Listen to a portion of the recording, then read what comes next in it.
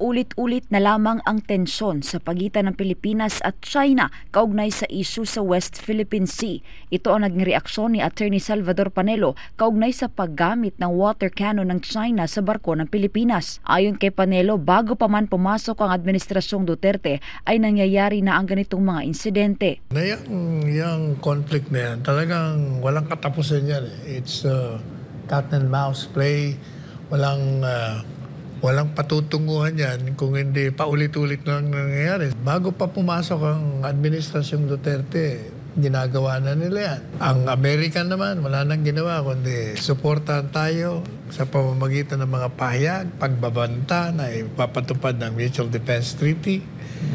Ang European Union, ganon din. Puro suporta, wala naman nangyayari. Ani Panelo, hindi matatapos ang naturang conflict dahil naniniwala ang China na pagmamay-ari nito ang West Philippine Sea. Ang kanyang talagang paniniwala sa kanila yung West Philippine Sea.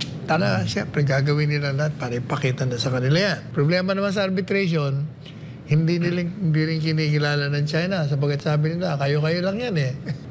Inimbita naman kayo. Ayaw niyong pumasok.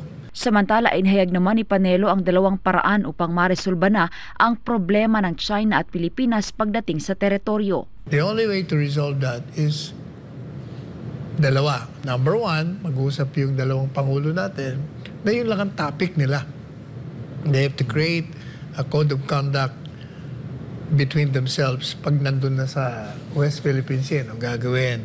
Pangalawa, gaya na sinabi ko, pag hindi pa makuha yan sa santong dasalan, baka gayahin natin ang Vietnam. Ang Vietnam kasi lumalaban.